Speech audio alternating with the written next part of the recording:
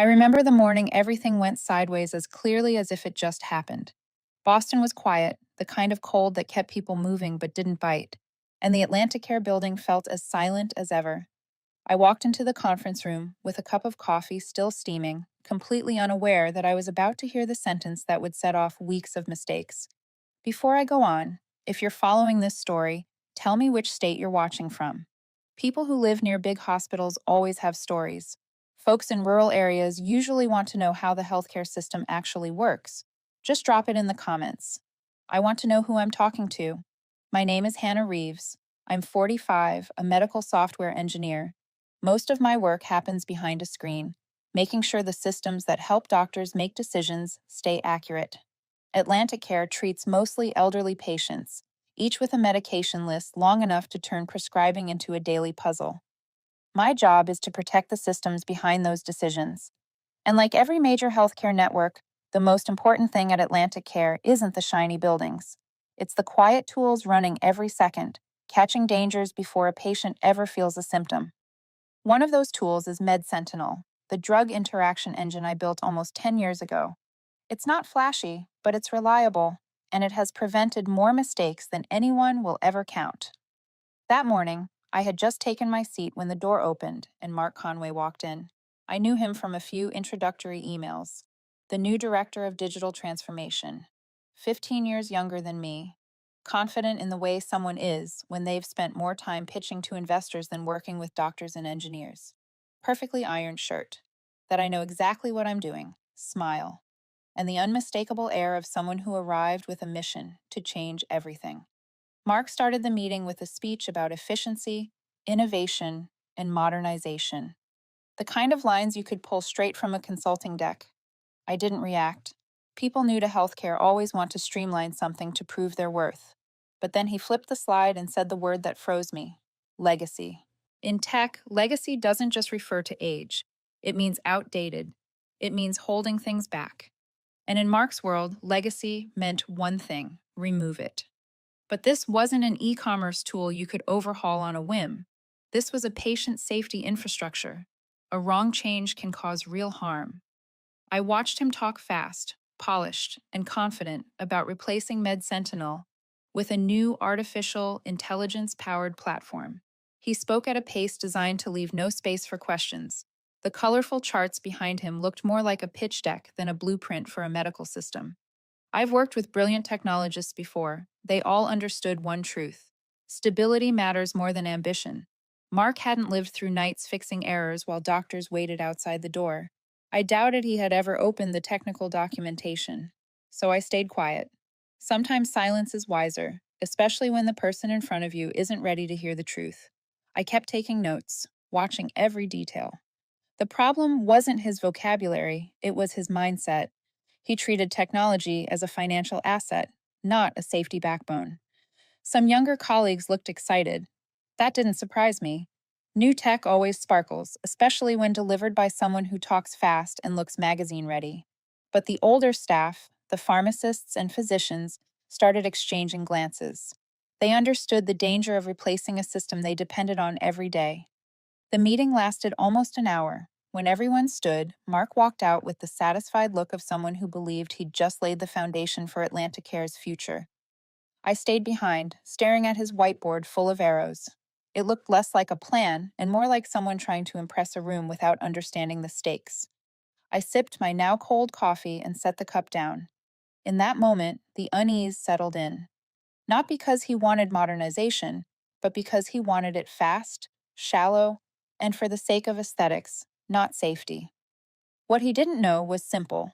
MedSentinel didn't belong to AtlanticCare. It was licensed through my own company. And tinkering with it without understanding its architecture could cost the entire network more than he could imagine. I stood and walked out of the conference room. The hallway echoed with doctors' footsteps, the steady beeping of monitors, familiar sounds, honest sounds. They didn't promise anything, but they never lied.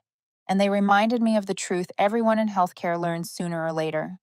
The most dangerous person in the room is the one who thinks they understand a system better than the people who built it. That day, I had no idea I was going to be fired. I had no idea what Mark would try next, but from the moment he said the word legacy, I knew one thing for certain. AtlanticCare had just lived its last peaceful day, and his confident voice, more than any warning, was the first sign of the disaster to come. After the meeting with Mark that morning, I went back to my desk but couldn't focus on a single report. I opened my laptop, then ended up staring out the window. There are moments when your instincts tell you to return to where everything began, just to remember why you chose this work in the first place.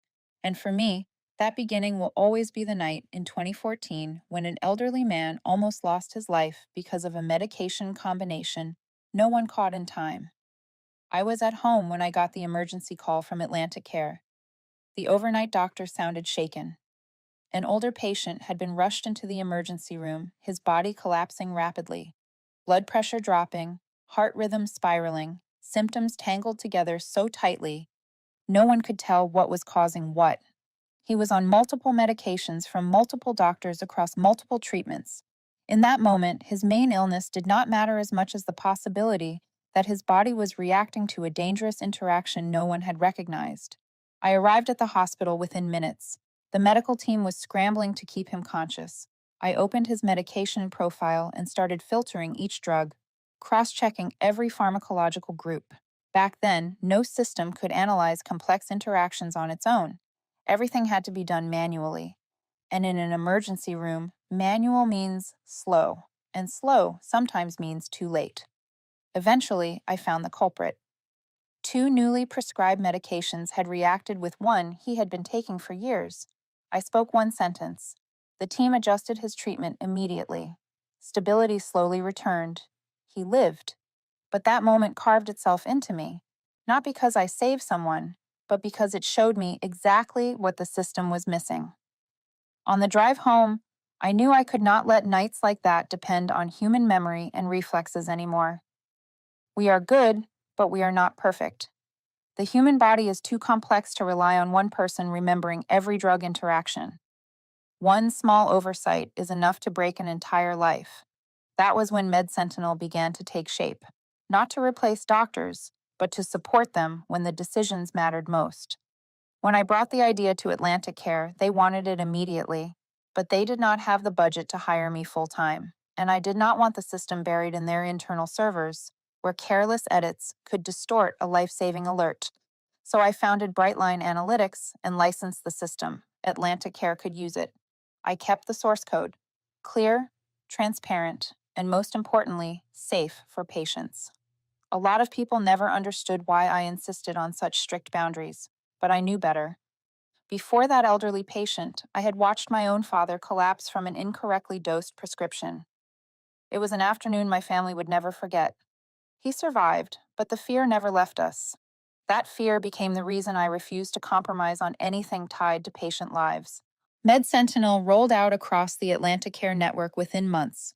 For a decade, it ran smoothly and precisely, becoming a natural part of the prescribing workflow. Doctors did not need to understand how it analyzed risk. They only needed to know it was trustworthy. Every alert delivered at the right moment meant another correct decision made. No one could count the number of mistakes it prevented, but the medical staff felt its impact every day. I continually updated the system, adding thousands of new data points every year. The work was quiet but essential. MedSentinel was not a commercial product built for good-looking dashboards. It was a shield. And a shield has to be absolute. There is no room for fragile shortcuts. But everything changed when the new leadership arrived. To them, technology was no longer evaluated by expertise but by optics. They looked at MedSentinel and did not see a system that had supported the hospital for over a decade. They saw a line item to optimize in a restructuring plan.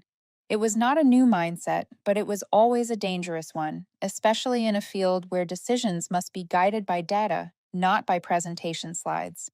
And Mark, with the confidence of someone who understood profit reports better than real patients, quickly decided MedSentinel should be replaced with something flashier. Something futuristic, something impressive. What he failed to see was the one thing that mattered most. This system was not just a product, it was experience forged under pressure, responsibility learned in emergency rooms, a response to nights like that one in 2014. It was created not to impress, but to protect the people waiting for doctors to make the right call. I looked at the operations dashboard, where alerts still appeared steadily.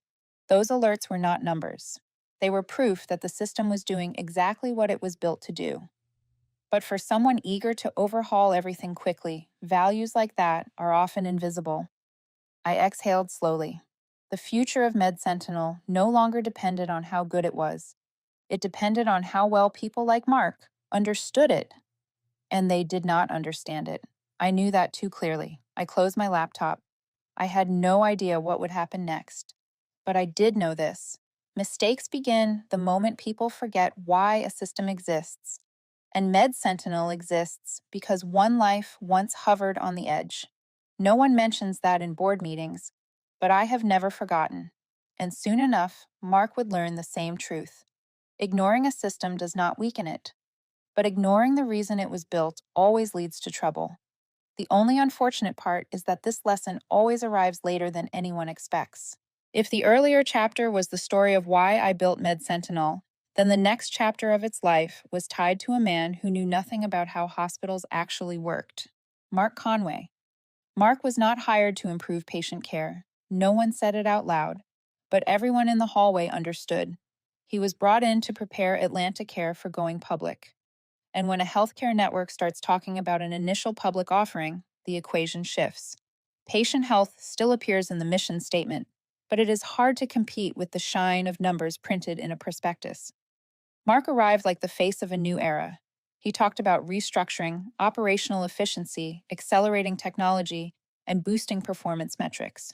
None of that was wrong. The problem was how he viewed everything. To Mark, every service, from patient care to prescribing software, belonged on a giant spreadsheet. Each item had a code, a projected cost, and a potential area for cuts. Real life, real people, real mistakes did not appear on a single slide he presented. That was what worried me most. In healthcare, one bad line of code does not just break a system. It can hide a missing alert, delay an emergency decision by minutes, or let a dangerous drug interaction slip by unseen. But Mark treated everything as if he were evaluating warehouse inventory software. He might have been excellent with financial reports, but inside a hospital, ignorance can be more dangerous than incompetence. The first meeting where Mark presented his grand vision for AtlanticCare said everything.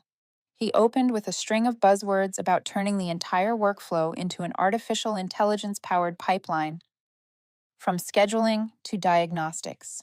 It sounded beautiful, especially to investors. But to those of us who actually worked inside a hospital, we knew artificial intelligence could analyze, but it could not stand in a waiting room explaining an error to a grieving family. And even though artificial intelligence could be helpful, no system could replace a doctor's judgment or the critical alerts MedSentinel provided. After the artificial intelligence pitch, Mark moved to the part that set every alarm bell off in my head, consolidating all source code under the company. He called it optimizing intellectual property assets and strengthening enterprise value ahead of the initial public offering. I recognized that logic instantly. It usually came from people who had never written a single line of medical software, but believed that placing it under administrative ownership somehow granted them control. To minds like his, software was just a printer. Bring it into the warehouse and stamp the company name on it. While others took notes, I sat still and observed. What he wanted was not a business plan, it was an attempt to gather everything he did not understand into one place so he could present it neatly to the board. And to do that, he needed to eliminate anything messy, like long-time staff, people with a voice, people who remembered why the system existed, and of course, people who owned something Mark could never possess. MedSentinel. I knew things were shifting when Mark's assistant emailed me requesting a meeting to discuss contract updates. That phrase is always an omen. The meeting happened in a small conference room late in the afternoon, when the hospital was between shifts and the hallways were growing quiet. Mark walked in with his familiar confident smile, set a packet on the table, and spoke gently, as if asking me for a cookie recipe. Hannah, to support our transition phase, we need to align on an addendum to transfer full MedSentinel Source code ownership to AtlanticCare. This will simplify management and strengthen our technology asset profile. I opened the packet. It was a new contract addendum demanding that Brightline Analytics, my company, transfer all MedSentinel source code, relinquish intellectual property ownership, and grant AtlanticCare unconditional rights. I read every line, slowly, without speaking. Mark thought I was considering it. In reality, I was trying not to laugh. When I finished, I slid the packet back to him. Mark, this contradicts the original contract entirely. MedSentinel is licensed, not transferred. That is spelled out in the intellectual property clause. There is nothing to negotiate. Mark tilted his head with the patient expression of a man who believed he was merely explaining the future to someone behind the times. Hannah, you are smart. You understand we are restructuring. We need full control of software assets to prepare for the listing. This is good for everyone, I answered softly, not raising my voice. Good for you, not good for patients, and not legal. For a brief second, his smile faltered. Not fully. Just enough for me to see he was not used to being told no, especially with a reason behind it. I stood, picked up my laptop, and walked to the door. Before leaving, I added one line to avoid any confusion. You want the source code? I understand. But you are demanding something that does not belong to AtlanticCare, and you will not get it by slipping an addendum under my signature. Mark said nothing. He only watched me walk out, his expression sharp and calculating. I knew in that moment he now saw me as an obstacle. And in organizations undergoing aggressive change, obstacles are the first thing people try to remove. I was not afraid, but I understood the game had started, and I understood something else.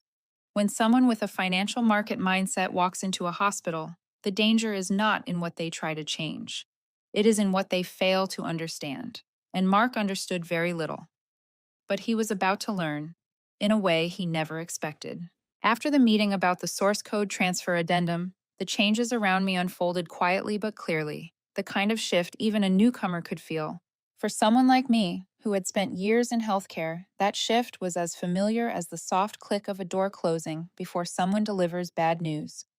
It started with the smallest things. The morning meeting schedule, usually steady as a hospital heartbeat, suddenly thinned out. One technical meeting disappeared. Then the medication update review. Then the monthly operations assessment, a meeting I had attended for 10 straight years. No explanation emails, no procedural updates, no staffing notices. I simply stopped being invited. I was not confused. I understood exactly how organizations behave when new leadership wants to claim territory. The first step is always shrinking the influence of those who came before. The second is pretending the shift is natural. The only difference was that I was not even on their payroll, a detail Mark seemed to forget entirely. On the third morning, while I was reviewing last month's data updates, my phone buzzed. It was Jamie, a young engineer from the testing team, someone who rarely involved himself in management issues. Hannah, they are talking about removing MedSentinel completely. I heard Mark say it in an internal meeting. I stared at the message before replying. Thank you. Do not mention me in any discussions. Removing completely was not Jamie exaggerating. He always relayed information exactly as he heard it, which meant Mark did not just want to change the system, he wanted to erase it, along with a decade of pharmacological safety. I opened the licensing dashboard, a page I rarely checked unless something felt wrong, and the warning appeared instantly. The new quarterly licensing fee was marked as not received. The deadline had passed days ago. This was not an oversight. This was deliberate, and per the contract, non-payment was not just a financial lapse. It triggered a different clause entirely. The client would lose legal usage rights after the grace period. When I signed with AtlanticCare in 2014, I had prepared for the possibility that someone might try to claim ownership by cutting support first, which was why the source code had never belonged to them. I reopened the original contract, not to find flaws, but to confirm everything was still airtight. The terms designed to protect patient safety were now protecting me from Mark's overconfidence. A moment later, my inbox lit up with an email from Mark addressed to the entire technical team. He announced the launch of a project to replace MedSentinel with a new artificial intelligence-driven system. His tone was enthusiastic. Full system automation. patient profile analysis, streamlined operating costs. Words that always looked good in investor briefings but were painfully disconnected from actual hospital workflow. They did not understand that MedSentinel's alerts could not simply be swapped out for colorful models on a projection screen. I read the email without anger, just a quiet sense of sadness. Sadness at how easily people dismiss experience built from thousands of real cases. Sadness that the system was being treated like an outdated piece of equipment instead of what it truly was. That afternoon, I returned to a conference room to pick up documents I had forgotten. As I pushed the door open, I heard Mark's voice. I stopped behind the barely closed door. He was addressing senior leadership, pointing at a presentation full of bright models. He talked about technology transformation, operational efficiency, and unlocking internal intellectual property. The people at the long table nodded as if Mark was delivering their future. I watched and understood that in the story he was telling, MedSentinel was just an old chapter, and I, the person who built and maintained it for a decade, was being framed as the last piece of the past, something to be cleared out so his ambitions could have space. The irony was that he saw me as outdated staff, even though I had never been AtlanticCare staff at all. I slipped out quietly. The truth was clear. I had been pushed out of the game, not because the system was obsolete, not because I was unqualified, but because Mark needed a convenient obstacle to prove he was changing everything. I returned to my desk and looked at the operations dashboard. MedSentinel was running smoothly. Alerts were firing every minute. Patients were protected. Nothing was failing. The only failure was the ambition of someone trying to fold what he did not understand into a financial report. I closed my laptop and exhaled. I did not need to react loudly. I only needed to stand still and watch. Mark was playing by his rules, the rules of boardrooms and spreadsheets. I was standing on the rules of contract law where every signature carried real weight. He thought he was closing in on his goal. In reality, he was walking straight into a territory he did not even know existed. And I, the obstacle he thought he was removing, held the key to the entire door he believed he had already opened. Mark's game looked well designed, but the truth was simple. He had taken only the first steps on a chessboard I had already studied for years. 2 days after I noticed the licensing fee had gone unpaid, the email arrived at 4:12 in the afternoon, a familiar hour for things no one wants to receive. The subject line read, "Short meeting, 4:30 p.m., a glass room I." A short meeting at the end of the day always carried one meaning. Someone was about to be removed, usually through the back door. I checked the clock, not even 20 minutes. Enough time to close the files on my screen, fold my laptop, and let my thoughts settle exactly where they needed to be. I called no one, messaged no one.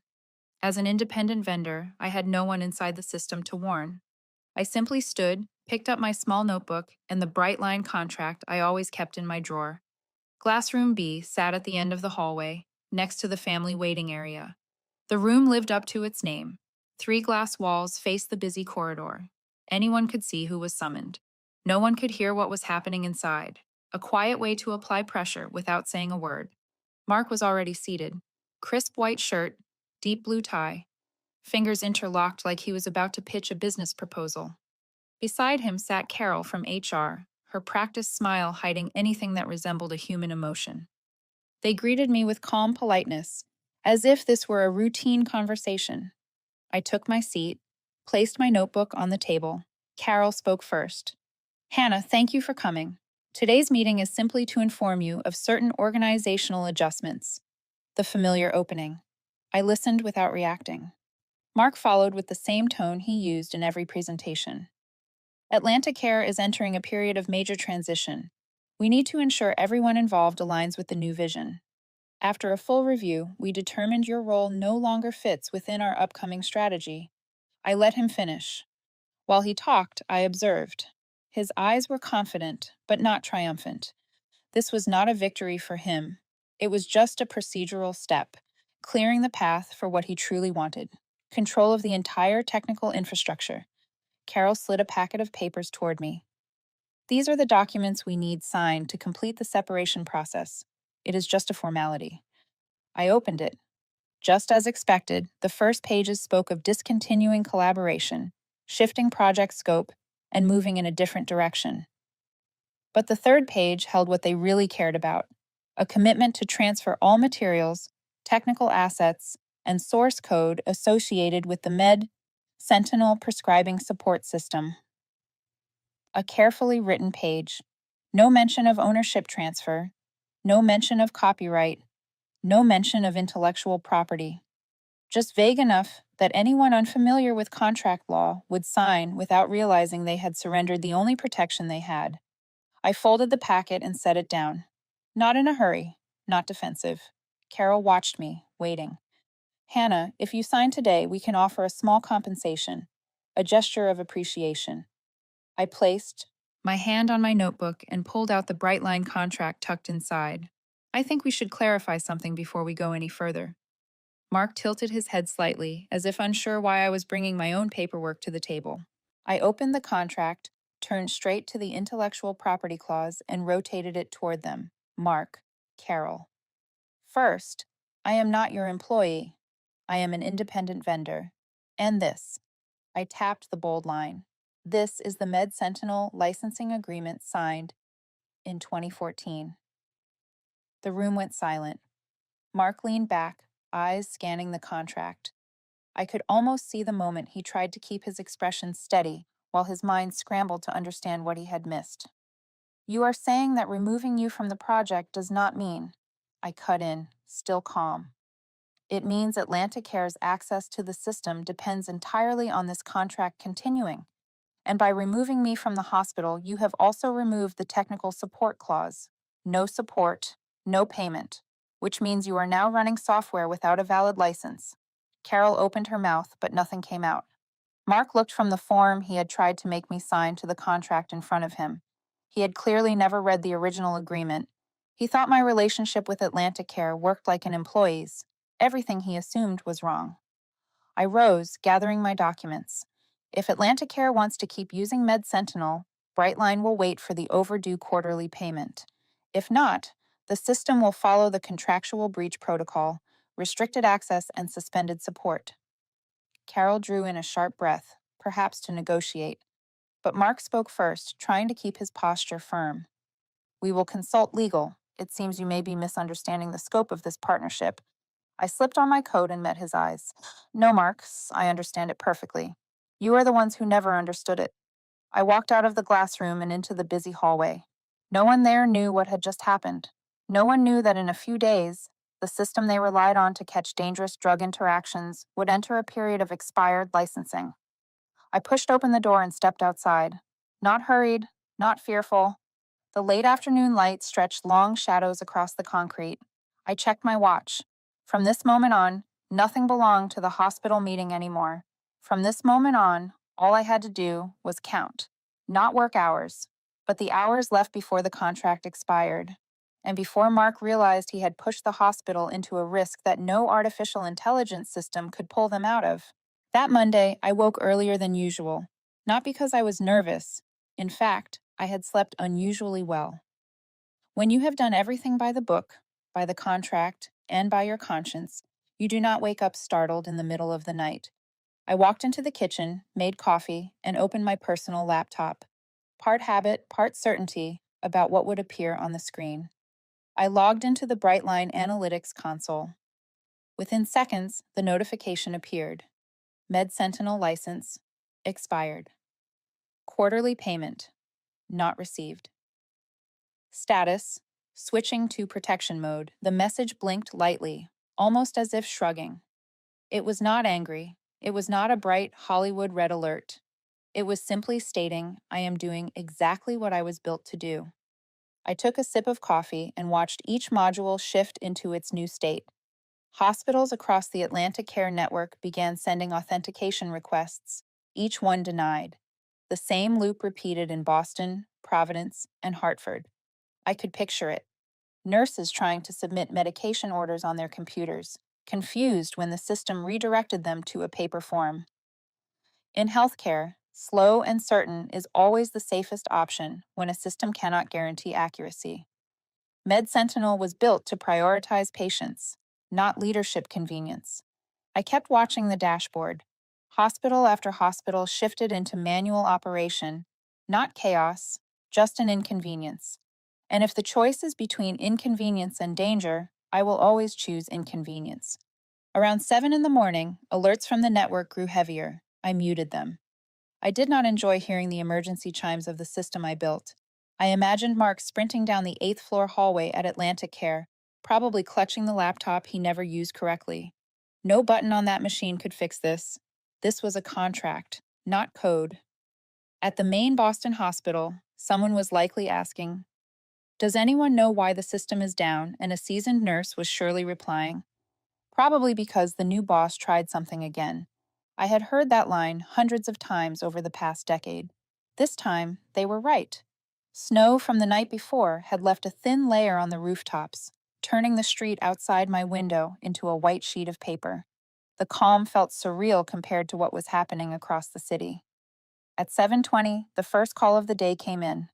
Unknown number, Boston area code. I let it ring 3 times before picking up. Hannah. Mark's voice came sharp and tight as a string pulled too far. "What is happening? Med Sentinel is not running. The entire hospital system is paralyzed." "Paralyzed is a stretch," I said. "They are simply going back to paper, a safe mode when the license is no longer valid." "No longer valid," Mark nearly shouted. "We did not receive any notice." "Notices were sent to AtlanticCare's accounting system for 3 weeks," I said evenly. "You can check the internal emails." "I do not have time to dig through all that," Mark snapped. "I'll need the system back online, right now." "You should spend more time reading your contract than raising your voice," I said. "Payment was late. Per Clause 4, the system enters protection mode until the license is reactivated." There was noise behind him, people talking over one another. Then he lowered his voice, almost desperate.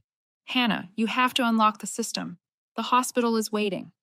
"Mark," I said, "you fired me." "Which means Atlantic Care no longer has an authorized operator. You are asking me to violate the very safety protocol I built. I will not do that." "Are you kidding me?" Mark shouted. "Hannah, we have patients. We have responsibilities." "I know," I said, "and I spent 10 years making sure no impulsive decision could put them at risk. Running the system without a valid license is the real danger." Mark went silent for several seconds. Then the CEO's voice erupted through the speaker, strained and tense. "Ask her what she needs to restart the system. The regulators just called." Mark repeated it mechanically. "Hannah, what are your conditions?" "I do not have conditions," I said. "I am simply stating that AtlanticCare is in breach of contract. Until payment is sent and the authorized operator reinstated, protection mode continues." Mark exhaled sharply into the phone. "You are making this worse." "I am keeping the system lawful," I said. "What made this worse was your attempt to change technology you never understood." A loud thud echoed on his end. Probably the CEO is losing patience. Then Mark spoke again, his voice low and clipped. "We will call back." "I will be here," I said. I ended the call and returned to the dashboard. Protection mode was active across the entire network. No signs of unauthorized tampering, meaning they had not tried anything reckless. I breathed easier. If they attempted a workaround, things would become far more complicated. I stood, warming my hands on the last heat of my coffee mug. Through the window, I could see the Boston Hospital in the distance, a large block of muted morning light. Hundreds of people were working inside, trying to handle each step normally automated by Med Sentinel. I respected their effort. I built Med Sentinel to support them, not to make them dependent. I sat back down, opened additional status panels to ensure everything was stable, all good, no errors, no emergencies. It was behaving exactly as designed when contract terms were treated like scrap paper. The phone stayed silent for a few minutes, but I knew it would ring soon. Once the CEO realized that not a single engineer in the company had legal authority to operate Med Sentinel, they would have to speak to me again. Not because I mattered, but because the patients did. I leaned back. Everything unfolding now was simply the consequence of someone trying to cut costs without understanding that certain things in healthcare cannot be cut. I finished the last sip of coffee and set the mug down. The next call would not be from Mark. It would be from someone higher, with a heavier voice and far more responsibility. And when that call came, I was already prepared for every word. The real game had only just begun. The call from AtlanticCare came just before 9 in the morning. This time, it was not Mark. The area code and the final digits told me clearly it was the executive office. I took a sip of coffee before answering. Hannah Reeves, a deep male voice said. This is Stephen Ward, CEO of AtlanticCare. We need to talk immediately. I figured as much, I replied. How do you want to meet online? We sent the link. I logged in. 3 video windows appeared. Stephen, calm but drawn tight beneath the surface. The in-house attorney, sharp-eyed and cautious. And Mark, looking like someone who had been sprinting under pressure for miles. Stephen began in an even tone. Thank you for joining. We want to resolve this in a cooperative spirit. Mark cut in before the sentence fully settled. If you do not restore the system right now, the hospital will fall apart. You have no idea how dangerous this is, I interrupted, my voice level as a straight line. Mark, the system is not harming anyone. It switched into protection mode exactly as designed to prevent medical errors. If you want someone to blame, look at your cost-cutting decisions. Stephen tilted his head to signal Mark to stop talking. The attorney opened her folder. Hannah, she said gently but firmly, I need to confirm a few points. You signed a contract with AtlanticCare as an independent vendor, correct? Correct. The copyright and source code of MedSentinel belong to your company, Brightline Analytics, correct? And any modification or access to the system without your permission is a breach of contract. I agree. The attorney closed her file and exhaled softly, the kind of breath from someone who had expected trouble but still hoped for a miracle. Legally speaking, that means AtlanticCare is in breach of contract. Stephen closed his eyes for a moment. Mark shot up from his chair. That is impossible. She is an employee. Mark, I said calmly, you did not read the contract. I was never an employee. Stephen placed his hand on the table, producing a quiet but authoritative sound. Hannah, we need to know what you want. We have no choice but to work with you. I want only one principle, I said. I do not use my skills to cause harm, but I will not allow anyone to use my technology irresponsibly. This is a medical system, not a test bench for half-formed ideas. The attorney nodded, recognizing the truth in that. Stephen continued, What solution do you propose?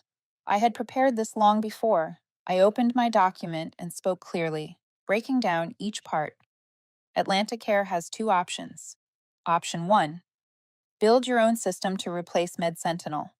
This requires expertise in pharmacology, federal regulations, and hospital data handling. It will take 3 to 5 years, cost tens of millions, and during that time, you will operate fully on paper. The legal and public relations risks are extremely high. Mark stared down at the table, silent. Option 2. Buy out MedSentinel permanently. That includes the source code, modification rights, internal documentation, and full transfer package. The price is $8 million. The silence that followed felt almost physical. Mark nearly jumped from his seat. $8 million. You think you are selling gold, Mark? Stephen said, cutting him off. Enough. I kept my tone calm.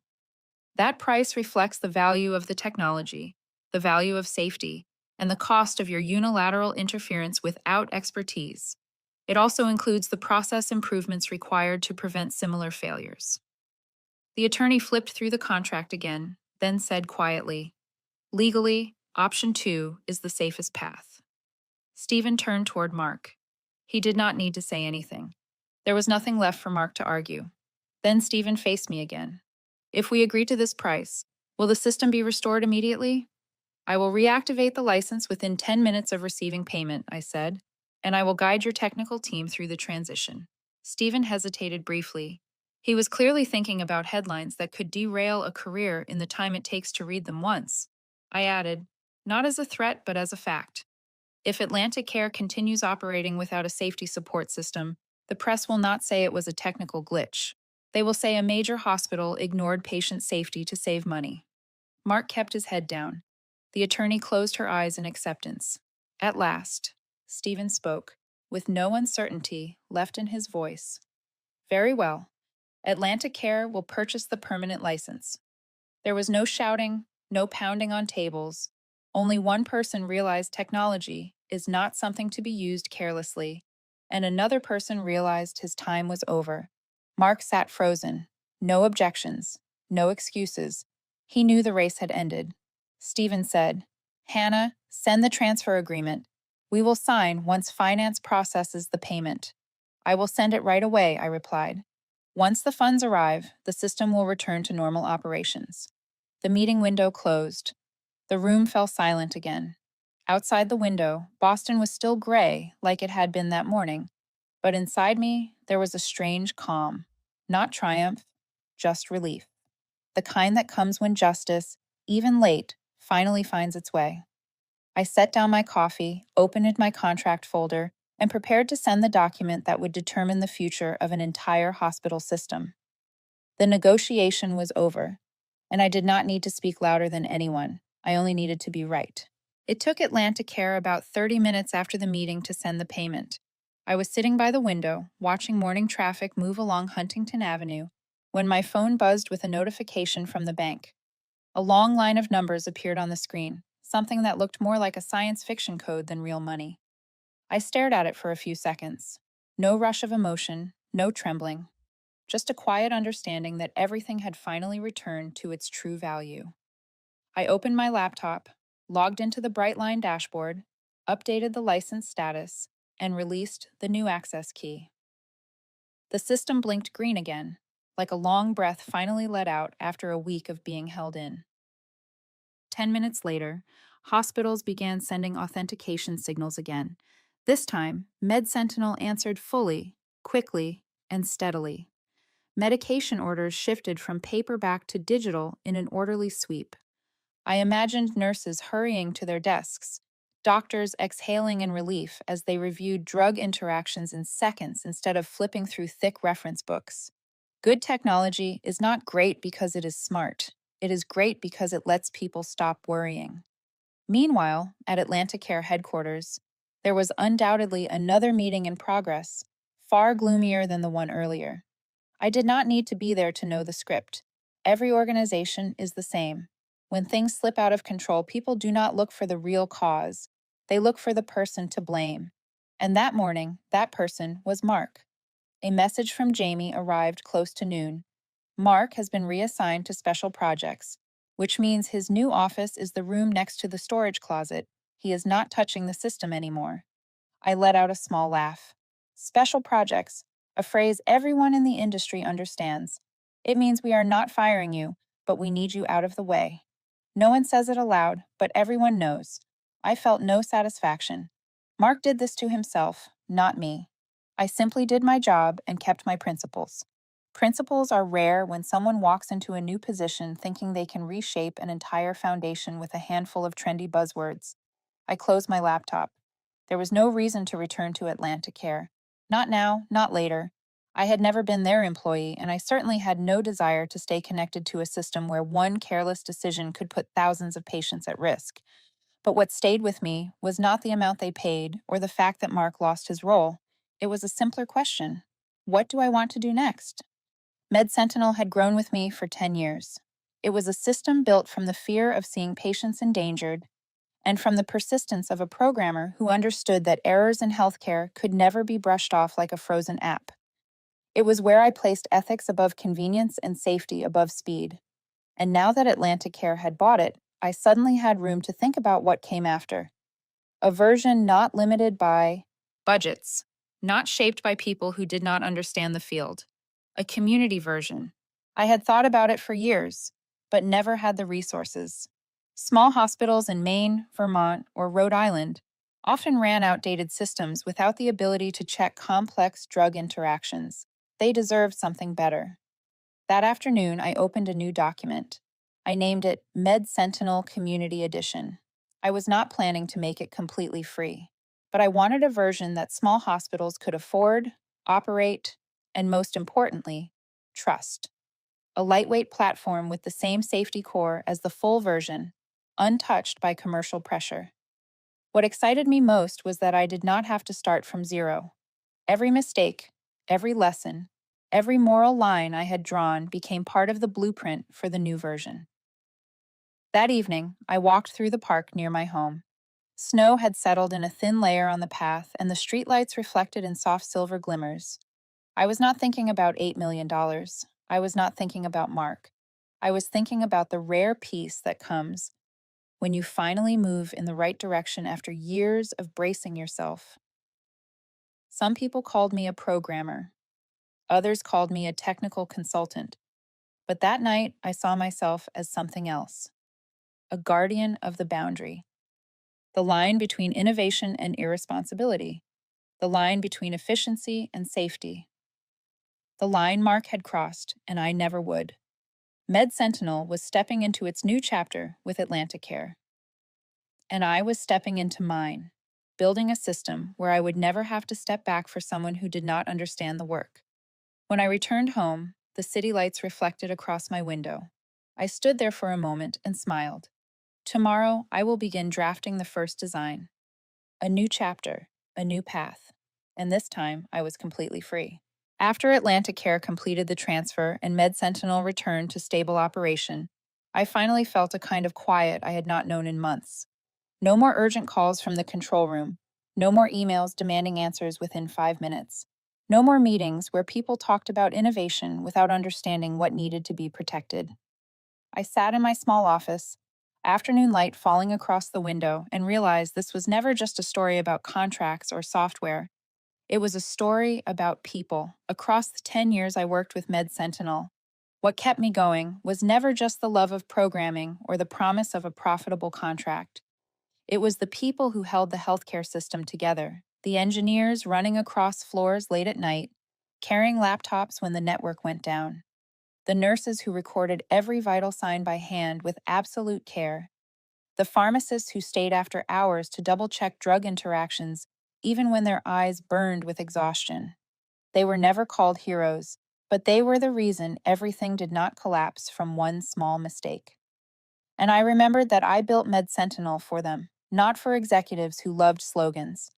One afternoon, while I was organizing notes for the community edition of Med Sentinel, something I hoped would reach the small hospitals that could never afford major systems, I opened my mailbox and found a brown paper envelope.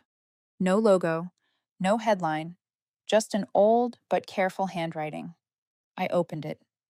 Ms. Reeves, 2 years ago, I was prescribed 2 medications that should not be taken together. My doctor did not catch it. Med Sentinel did. I lived 2 more years, long enough to see my granddaughter enter college. I know nothing about technology, but I know I am still here because of your work. I set the letter on my desk. In that moment, I thought of my father. On the day he stood on the edge of a similar mistake, he almost lost to it. From that moment forward, I understood why I would never allow carelessness or arrogance to touch code connected to human lives. You can debate interfaces, new features, or response time, but you do not treat patient safety lightly. Not ever. I framed the letter and placed it beside my window. It reminded me that behind every red alert on a screen was not just a system error, it could be a life. On the wall opposite, I hung the transfer agreement between Brightline and AtlanticCare. Not as a trophy, but as a quiet reminder that sometimes strength does not come from shouting or dramatic confrontation. It comes from reading a document carefully, holding your ethics steady, and refusing to bend to people who think they have more power than they actually do. People often asked if I regretted leaving AtlanticCare, leaving a large institution, leaving colleagues I respected, leaving a place where I had built a technological foundation for years. I smiled, much lighter than I ever had in those meetings with Mark, and said, "If someone calls you outdated, congratulations. It means you have experience they cannot comprehend." I did not say that to mock anyone. I said it to remind myself and anyone listening, especially those over 60, that you have lived through enough cycles of technological change to know that knowledge and experience have never been weaknesses. They only look like weaknesses to people who have never been held accountable for their decisions. For me, and for anyone who has spent a life working with integrity, knowledge, and experience, are the only things that never become obsolete. That evening, I stood by the window, watching the lights of Boston turn on one by one, like a living map of the city. Those lights made me think of all the people who work quietly behind every system, the ones who keep the lights from going out. When leadership delivers visions full of slogans, it is those workers who make sure every patient walking into a hospital has a safer chance of walking back out. And when I look back on everything that happened, I knew it was not about winning or losing, not about Mark, not about the transfer payment. The real story was about protecting what mattered, protecting lives, protecting ethics, protecting the value of responsible work. And I believe those who have lived long enough understand that better than anyone. Before we close, I want to leave you, the person still listening at this very last moment, with a gentle and honest message. If you want to hear more stories where reason outlasts authority, where skill outshines arrogance, subscribe to the channel. I have more true stories to tell you, stories about the people who keep the lights burning where the world rarely looks. One chapter is closed, but the light from those quiet workers remains, and we will meet again in the next one.